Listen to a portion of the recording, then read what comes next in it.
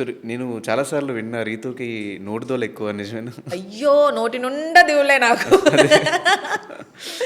Yeah first మాట్లాడేసి తర్వాత feel అయ్యి ఫీల్ అవ్వను.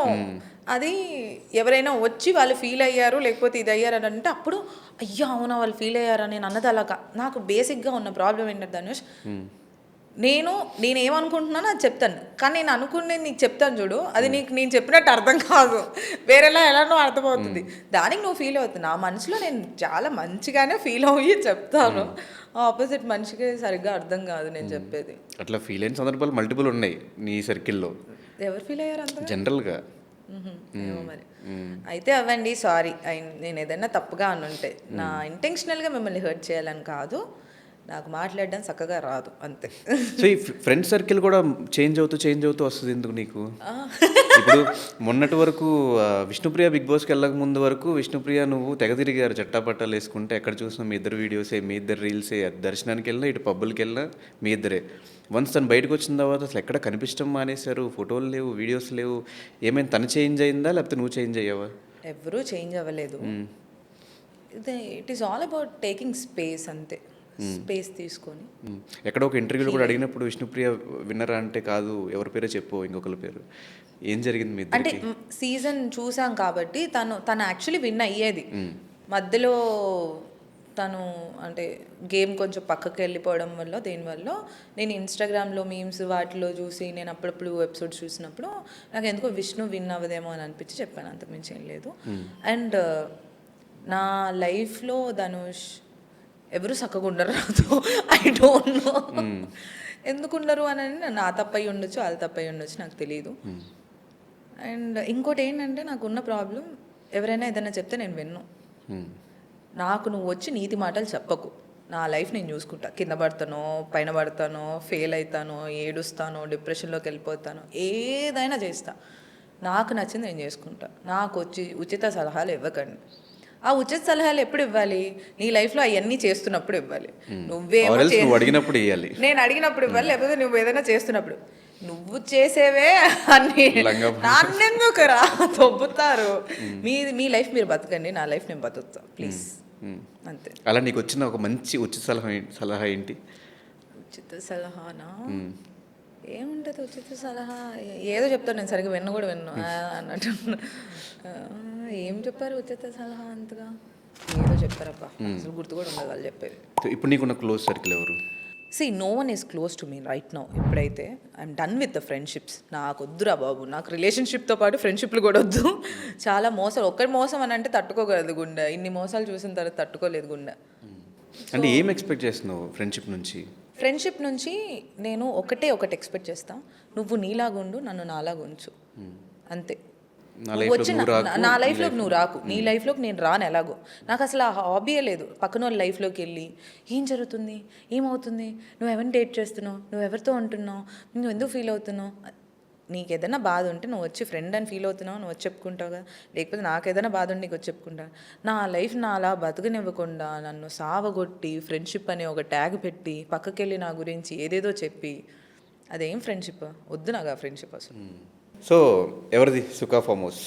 సుఖా ఫామ్ స్టే నేను, నా best friend, my college mate Vijay అని. సో అది చాలా ఫ్లూక్లో స్టార్ట్ అయింది. వాడు ఆల్రెడీ విజయ్ స్టార్ట్ చేసి ఆల్మోస్ట్ వర్క్ అంతా అయిపోయి ఒక 80% అంతా వర్క్ అయిపోయిన తర్వాత వాడు షూట్లో ఉండి, వేరే షూట్లో ఉండి ఆ వర్క్ ఆగిపోయినప్పుడు ఊరికే ఇలా కాఫీ షాప్లో కలిసినప్పుడు ఏం జరుగుతుంది లైఫ్, అప్పటికి 700 కోట్లు ఇన్ని కోట్లు ఏం రాలేదు నాకు, ఏం జరుగుతుంది లైఫ్ అది ఇది అనుకుంటే మేము ఏదో చేస్తున్నా.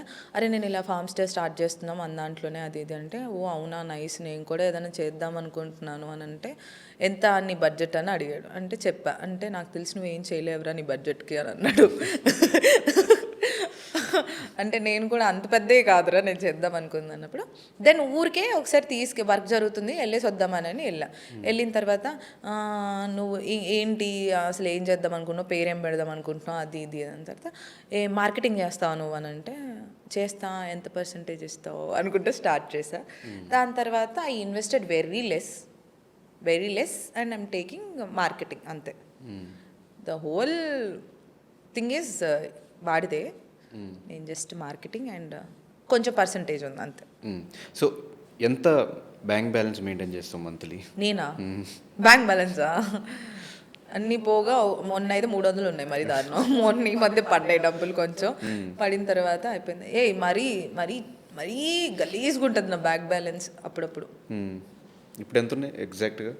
ఇప్పుడా? నిన్న నైట్ బిల్లు కట్టిన తర్వాత ఎంత ఉన్నాయో తెలియదు. చూపి. యాక్చువల్లీ నేను రీసెంట్గా నీ ఫోన్ చూసినప్పుడు కూడా నీ వాల్ పేపర్ మీద మీ ఫాదర్ ఫోటో చూసా. ఒకసారి అది కూడా మా ఆడియన్స్ చూపించి.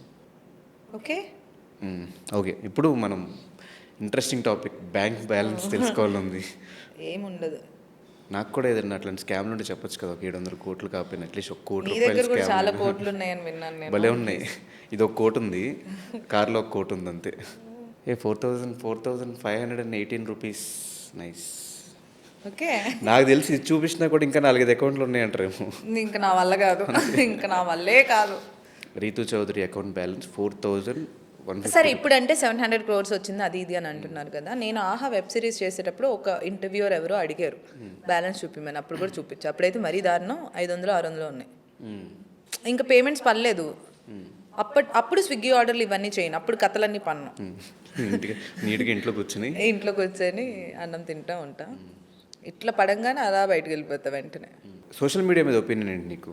ఫన్ అంతే. సోషల్ మీడియా మీద ఒపీనియన్ అంతే, ఊరికే ఫన్, టైం పాస్. అంటే గుడ్ టు యూజా, లేకపోతే ఎంత తక్కువ మనం ఎక్స్పోజ్ అయితే అంత మంచిది అనుకుంటున్నావా? ఫర్ మీ గుడ్డా బ్యాడా అనేది నాకు సంబంధం లేదు, నాకు తెలియదు. ఇట్స్ ఫన్, టైం పాస్ అంతే. కూర్చొని ఖాళీగా ఉన్నప్పుడు రీల్స్ క్లోజ్ చేసుకుని చూడొచ్చు. నచ్చితే లైక్ కొట్టు, లేదంటే లైట్ తీసుకో. లేదు ఇంకా చిరాకులో ఉన్నావంటే బ్యాడ్ కమెంట్స్ పెట్టుకో, అంతే అంతే. సోషల్ మీడియా గురించి ఇందాక ఎందుకు అడిగానంటే దాని మీద ఒపీనియన్ ఏంటి అనేది. ఆ మధ్యలో ఒకసారి నీది ఒక మార్ఫింగ్ వీడియో ఒకటి బయటికి లీక్ అయింది చూడు. అది గుర్తు కూడా లేకుండా నాకు సోషల్ మీడియా మీద opinion very good, time pass అందుకే ఆ క్వశ్చన్ అడిగా. సో అది వచ్చినప్పుడు నువ్వు కూడా ఒక సపరేట్ వీడియో పెట్టడం జరిగింది. ఒకవేళ నిజంగా ఆ వీడియో రిలీజ్ అయ్యింది, నువ్వు ఆ వీడియో పెట్టకుండా ఉండుంటే మేబీ అది నిజం అనుకుని దీనివల్ల ఆపర్చునిటీస్ రాకుండా ఉండటం జరిగింది. ప్లస్ ఇది నిజం అనుకుని ట్రై చేసే వాళ్ళు ఎక్కువ అవుతారు. అసలు ఆ వీడియో ఎందుకు రిలీజ్ అయ్యింది, ఆ వీడియో వచ్చినప్పుడు ఆ ప్రాసెస్ అంతా అసలు ఏం జరిగింది, ఆ టైంలో నువ్వు ఎలా బయటకు వచ్చావు, దాన్ని ఎలా డిలీట్ చేయించావు వీడియోస్, అసలు ఏం జరిగింది? సో నాకు అది ఎప్పుడు వచ్చిందో, ఎవరు క్రియేట్ చేశారో అదంతా తెలియదు. Me and my ex boy friend మేమిద్దరం వెళ్తున్నాం, నీకు కూడా తెలుసు. అయితే మేమిద్దరం వెళ్తుంటే ఆల్ ఆఫ్ ది సడన్ నేను నార్మల్గా బోర్ కొట్టి ఏమన్నా బ్రాండ్లు వచ్చాయేమో అని చెప్పేసి మెసేజ్లు ఓపెన్ చేస్తూ చూస్తున్నా. మెసేజ్ ఓపెన్ చేస్తే someone send me this video. My first reaction tea అని ఏడ్చిన తర్వాత ఇలా చూసి అరే చూడు అది ఇది అనుకుంటూ చెప్పిన తర్వాత ఈజ్ వెరీ అంటే కామ్ డౌన్, నార్మల్గా ఉండు, ఏం కాదు అని ఫుల్ అంటే వీడియో క్లియర్గా చూస్తే అర్థమవుతుంది అది నేను కాదు అని. ఇంకా చదువురాని వేస్ట్ గళ్ళకి లేకపోతే చెప్పినా వినను వాళ్ళకి మనం ఏం చెప్పలేం కాబట్టి తెలీదు. సో వాడు చూసాడు, నా బాయ్ ఫ్రెండ్నే చూసి is very supportive, that is not you, don't worry అని. దాని తర్వాత వి వెంట్ టు సైబర్కి వెళ్ళి ఇలా కంప్లైంట్ ఇచ్చిన తర్వాత నుంచి మీమ్స్లో ట్యాగ్ చేయటం, అది చేయటం, ఇది చేయడం, అదంటాం ఇదంటాం అండ్ కింద కమెంట్స్లో పెట్టడం. నేను షూట్లో ఉన్నాను, ఏడుస్తూ ఉండేదాన్ని. అబ్బా ఏంటిది, నాకు అది నా ఫస్ట్ ఎక్స్పీరియన్స్ కదా సోషల్ మీడియాలో. తర్వాత 700 పెట్టిగానే లైట్ అయితే ఫుల్. ఇవన్నీ ఓకే, ఇవంతా పెద్ద పట్టించుకోకపోయినా పెద్ద పర్లేదు, కానీ అది న్యూడ్ వీడియోస్ అట్లా మార్క్ చేసి రిలీజ్ చేయడం అంటే క్లియర్గా చూస్తే అర్థమవుతుంది కదా why this people are behaving very senseless అని అనిపించింది నాకు. అనిపించి ఎందుకు ఇలా చేస్తున్నారు అది ఇది అనుకున్నా. కానీ all my friends who are concern లాగా ఫీల్ అయ్యి ఫోన్ చేసి అరే ఇలా అయిందిరా, ఇలా అంటున్నారా, నేను చెప్పాను రా నువ్వు కాదని అదని ఇదని. తెలుసురా మీరు అందరూ ఏం మాట్లాడుకొని ఇప్పుడు ఏం ఫోన్ చేసి ఏం చెప్తున్నారు అని. ఆన్ పీరియడ్ ఆఫ్ లైక్ కొన్ని డేస్ తర్వాత, ఒక 6-7 డేస్ తర్వాత ఇదే నాలో ఉన్న బెస్ట్ క్వాలిటీ ఏమో నాకు తెలియదు, కానీ 2-3 days ఫీల్ అవుతాను, ఒకరోజు ఏడుస్తాను. దాని తర్వాత I'll take it okay fine. ఇంకా మన రోజంతా మనమే టాపిక్ కాం కదా, కొన్ని రోజుల తర్వాత అది వాళ్ళే లైట్. బట్ కానీ ఆ నెక్స్ట్ డే నుంచి నువ్వు ఒక ఇన్స్టాగ్రామ్ పోస్ట్ పెట్టాలన్నా, ఒక లైవ్ ఇవ్వాలన్నా, రేపు పొద్దున ఒక షూట్కి వెళ్ళాలన్నా, లేకపోతే ఎక్కడైనా బయట తిరగాలన్నా కూడా వీళ్ళేమనుకుంటున్నారు, వాళ్ళేమనుకుంటున్నారు, వీళ్ళు చూస్తున్నారు ఏంటి, ఆ మైండ్ సెట్ వచ్చేస్తుంది కదా. నాకు నిజంగా అవేమీ ఉండవు. నేను నా సోల్కి, నా హార్ట్కి నేను కరెక్ట్గా ఉన్నానని నేను ఫీల్ అవుతా. సో నాకు వాడేమనుకుంటున్నాడు వీడేమనుకుంటున్నాడు నాకు సంబంధం లేదు.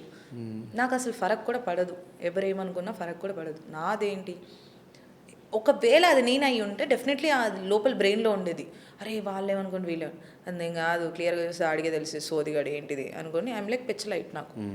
అండ్ నేను ఎవరికి ఆన్సర్ ఇవ్వాలి ఇక్కడ? మా అన్నయ్య, హీ బిలీవ్స్ మీ. మా అమ్మ ఓకే, నేను అప్పుడు డేట్ చేసిన నా boy friend, he believe me.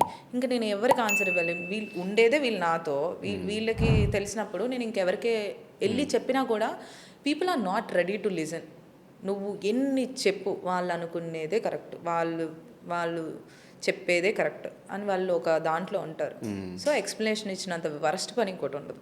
దొరికాడు ఎంతకి చేసినోడు? యా, ఒకటి దొరికాడు, బట్ ఇదేదో వేరే కంట్రీ నుంచి చేస్తారంట ఇలాంటివన్నీ. బట్ నాకు బాధ అనిపించింది ఏందని అంటే, ఇప్పుడు అంటే అక్కడే ఒక పర్సన్ ఇలా దొరికిన తర్వాత ఇంకొక పర్సన్ వెళ్ళి సారీ చెప్పేసేయి, కాళ్ళ మీద పడిపో, లేకపోతే ఎఫ్ఐఆర్ పెట్టి కేసు అవుతుంది, వెళ్ళి చెప్పేసే అనుకుంటూ వాళ్ళు, అంటే ఈ సిచ్యువేషన్ వాళ్ళకి సీరియస్ కాదు. సారీ చెప్పేసి అని వాడికి చెప్తున్నారు ఆ అబ్బాయికి. వాడు పిల్లోడు, మళ్ళీ బీటెక్ ఫస్ట్ ఇయర్ ఎంతో. వచ్చిన తర్వాత ఏది నిజమో ఏది అబద్ధమో చాలా మిస్యూజ్ చేస్తున్నారు యాక్చువల్లీ.